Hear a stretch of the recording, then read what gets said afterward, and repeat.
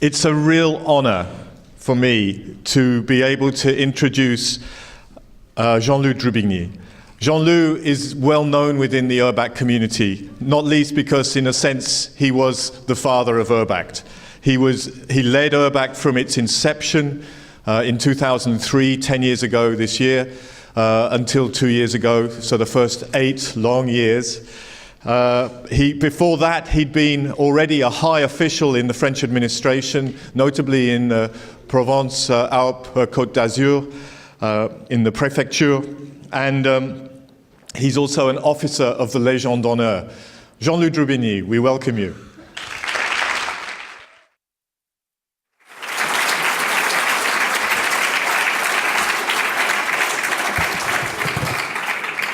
Thank you for inviting senior people to your conference.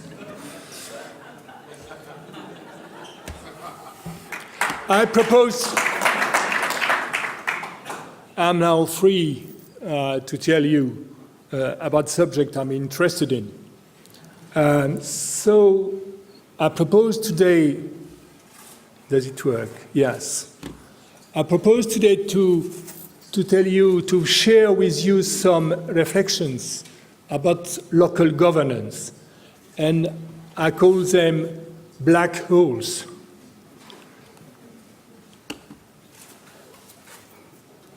Sorry, I don't control the elder people. So we'll come to that. Why black holes? Black holes is not only the impression you get after your 10th or 11th pint of Guinness. A black hole, for me, is a mystery, an uncontrolled mystery, which can be a nightmare or which can be a dream. And I want to tell you about the local governance. And there is an apparent consensual agreement on the definition of local governance. There are elected representatives, we debate, decide, and there is the staff, administrative and technical staff, which implement the decisions of the elected representatives. That is as simple as it is said. I propose in this conference to share my reflection with you on the black hole of the complex relationship between elected representative and administrative and technical staff of local authorities, to try to explore some way of improving their efficiency, and tell a word maybe on the way URBACT is approaching the black hole. I want first to start with this story. We all know that in Tom France we need storytelling. For a very short story. After a dinner in a URBACT conference, a French mayor of a city of the size of Helium came to me furious, absolutely furious and shocked. He explained to me that for the dinner he sat at a table of French-speaking table. He's a French elected representative, so he needs to speak French. And at this table there were only people from staff. He did not present himself. And the conversation went during the dinner. And the main subject of the dinner between the members of the different staff of different cities was contempting the elected representative, mistrusting them. And finally concluding the dinner by a common agreement is that when the elected representatives arrive, starts the problem. And this man, who is a really good man, a good mayor, was absolutely shocked. He had absolutely no idea of what the staff could think of elected representative. That's as first. The second is an image. An image in a German city, somewhere in Germany, of the city hall, composed of two 2 towers of same size, sorry. One for the elected representative, one for the staff. Same size, twin towers, 2 powers. And I think it's quite interesting as an image. The third one is a souvenir. When I was a representative of French Central State, it was a monitoring committee of a urban project in a French city. And those who have known urban know that the Commission used to send its representative to attend this meeting and to be active in the meeting of the monitoring committee of urban. And I remember very well a young guy, maybe 30 years old, giving a lesson of democracy about citizen participation to an old mayor who have been re-elected for 20 years. And he explained to the mayor how he should organize citizen participation. And I could see that the mayor was completely reluctant, but did not dare to say a word, because he wanted the money. And this image for me is very, very strong of question of legitimacy. Both were legitimate in their position.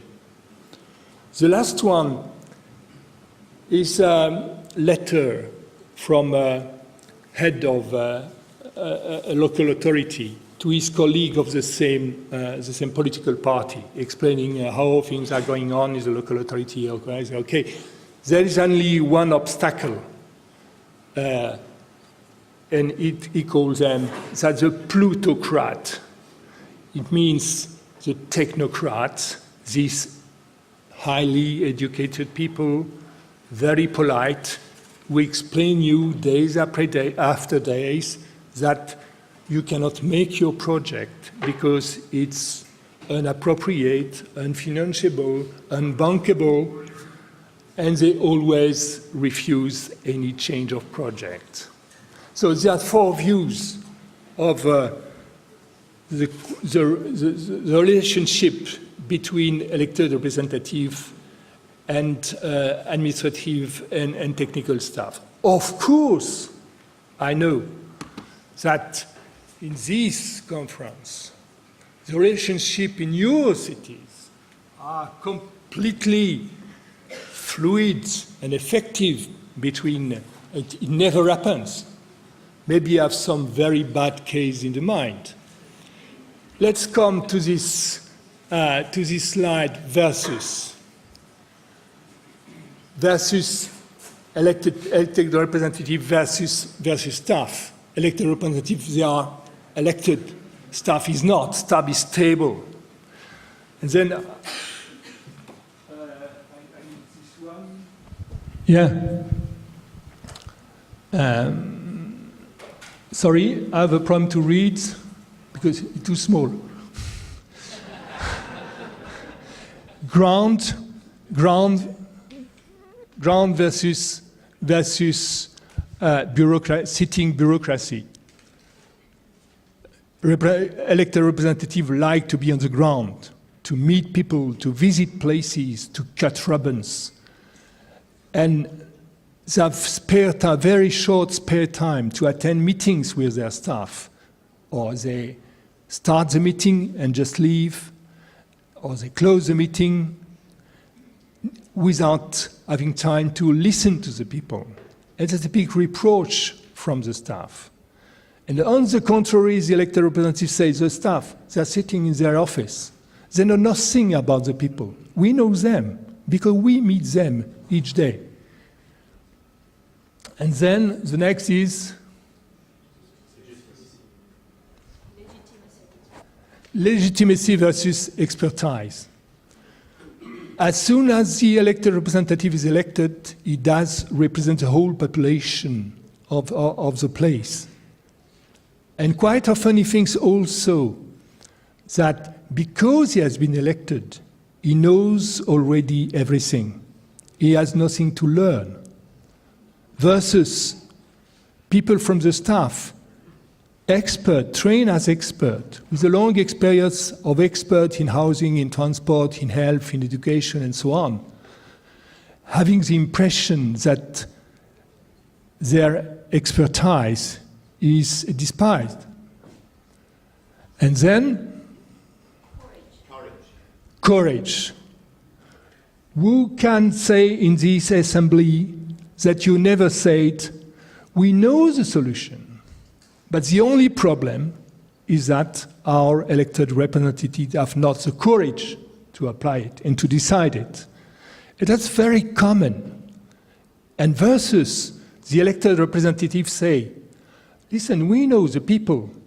We know what they are able to accept or not able to accept. And we are realistic, we are pragmatic.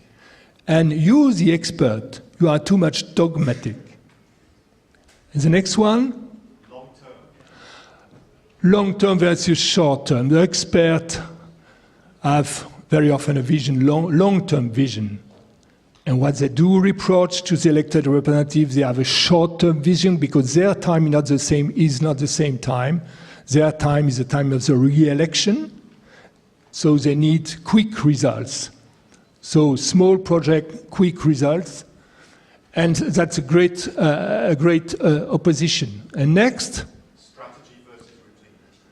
Strategy versus routine. The mayor of Udine yesterday told you about this. So the elected representatives are in charge of the strategy, and they are fighting against the routine of their staff, against the non-questioning of their staff. And that's quite frequent. Next. Impartiality versus creativity. So it doesn't mean so much explanation. Staff is supposed, by status, by law, to be neutral, to be impartial. And they reproach to the elected representative to support mainly their elector or their future electors, to be clientelist. And then? That's it. That's it. It's finished. There is one thing I did not mention, which is corruption. And that's on purpose. Corruption is a plague for our democracy, of course. But I did not find evidence that corruption is more a practice of elected representatives than staff. So I have no versus because we are all against corruption. I'm not sure that's a privilege of elected people to be corrupted. So I think I don't use it. So we clearly see, we clearly feel that these different approaches and practices can really badly damage the efficiency of a local governance, of a local authority. So that's why I think it's a main issue I wanted to stress you today, even if we have no clear solution. But usually it's an unsaid question. However,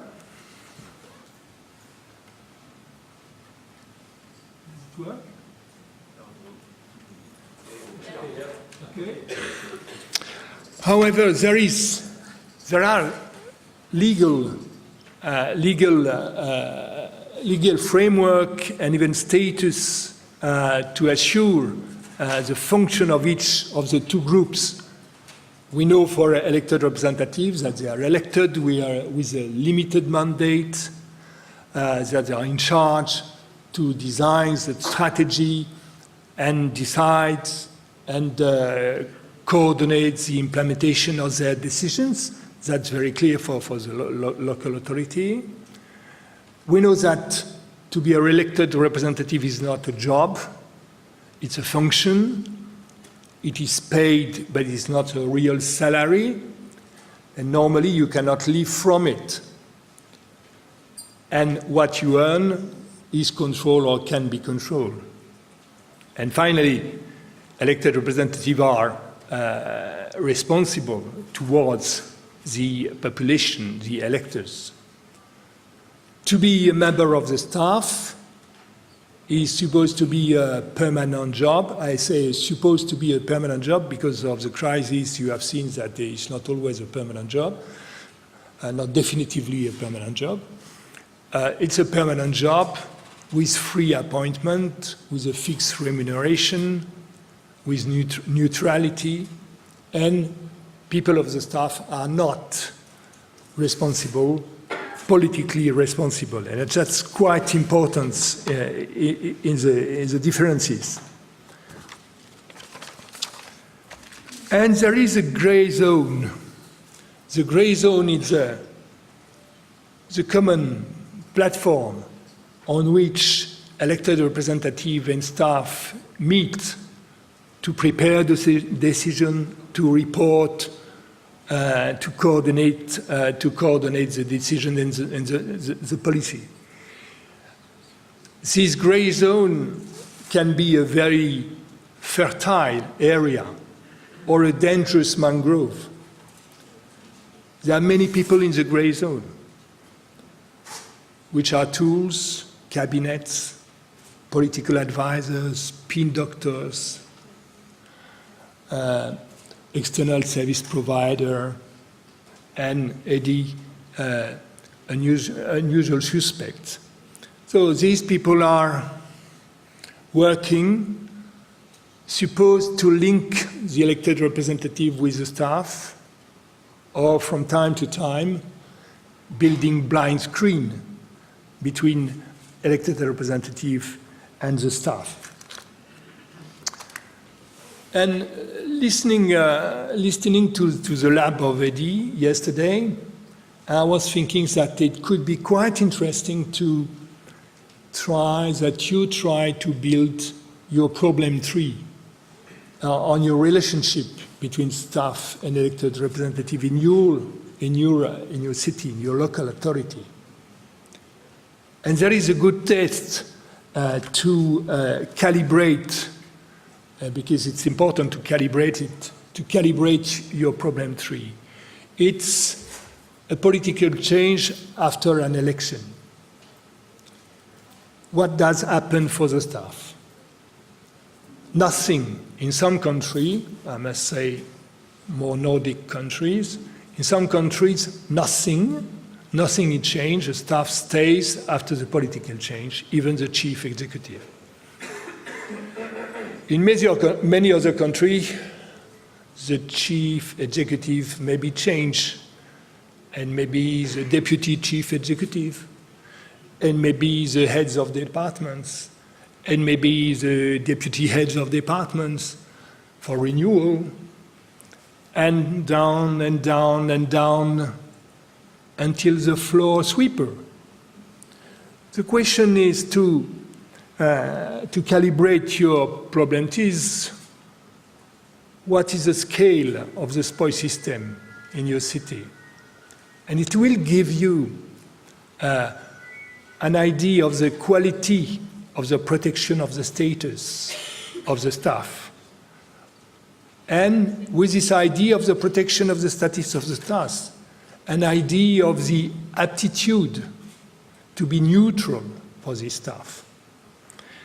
And that's I think, quite an issue. There are solutions, of course, to improve, not absolute solution, but there are solutions to improve. And first, build a clear complementarity. Second, avoiding overlapping. I'm forgetting my third solution. Maybe it's the best.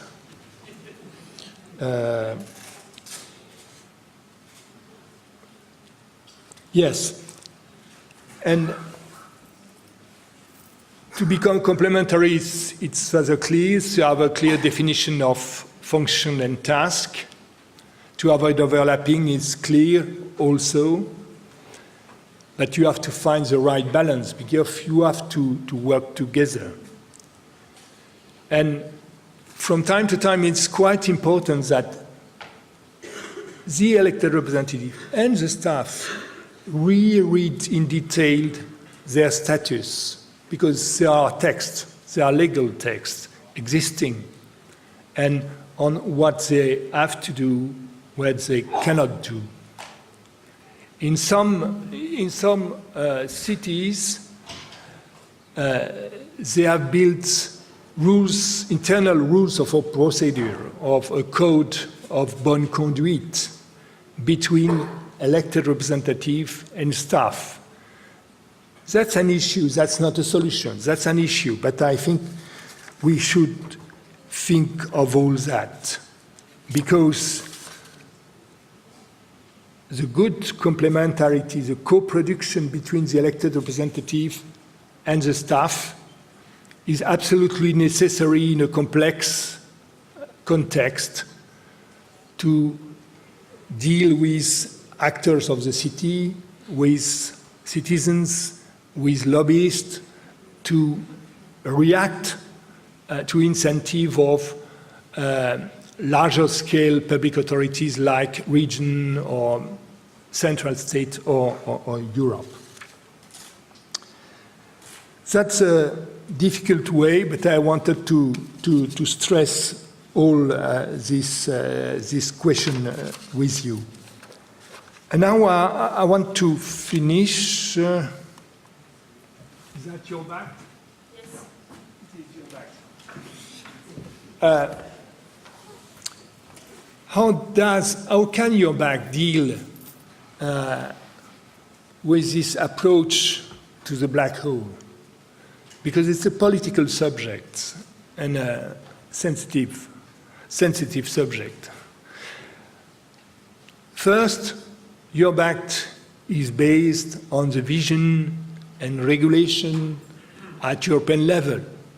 There is a consensus at European level on the importance of local authority, the importance of the rules for a right democracy, the autonomy of local authority, transparency, anti-corruption, neutrality.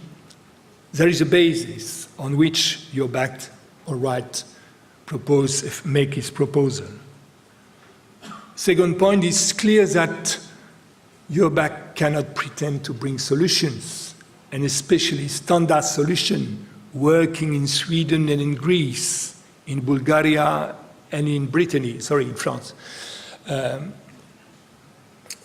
So the proposal of URBACT must be adapted to economical, social, political context.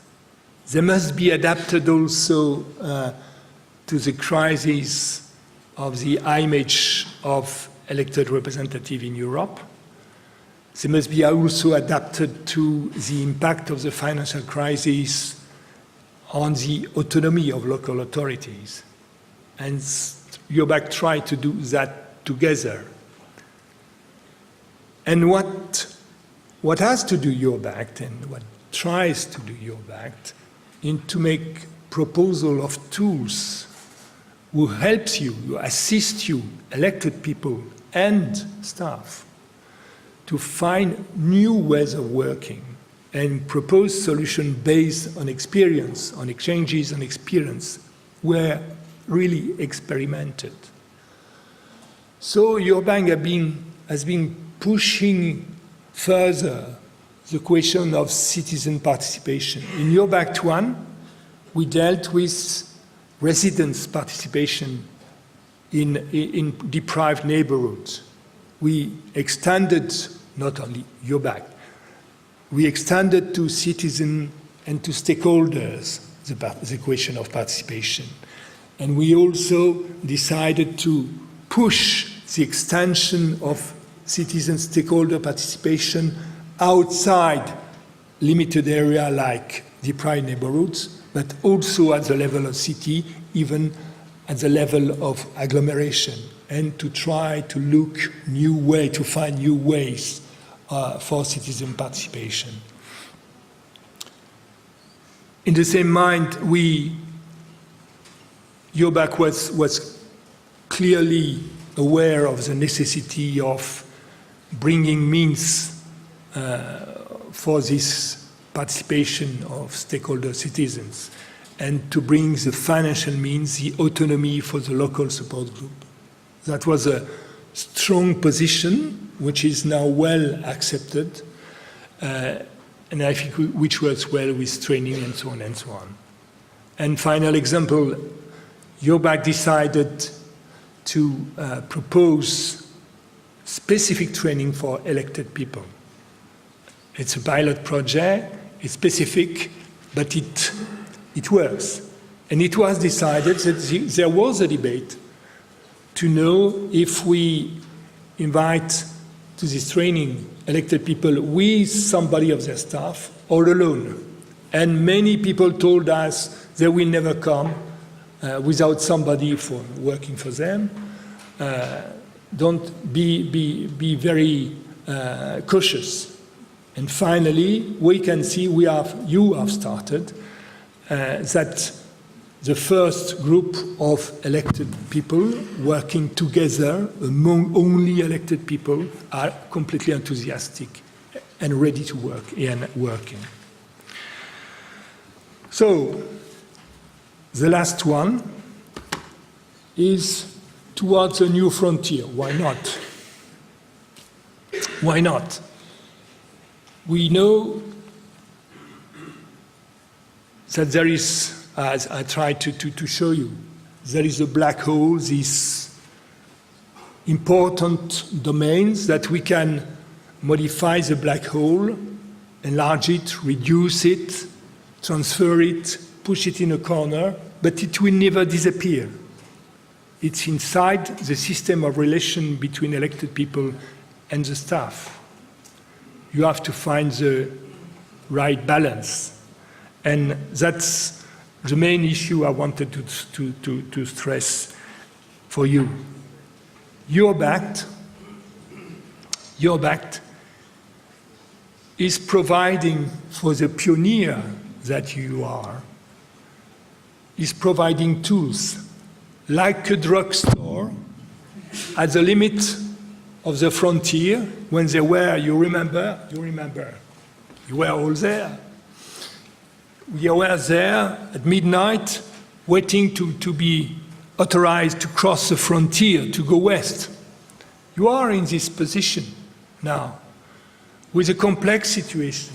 We know that the main feature of local governance are moving like tectonic plaques. We don't know exactly how it will be managed in 5 years or 10 years' time. But we know it's moving, and we know the role of elected representatives especially is moving in this context. So we know the global direction. We don't know the way to go to this global direction. And the work of URBACT is to give you the tools to find your way, whether you are. So, mind the black hole.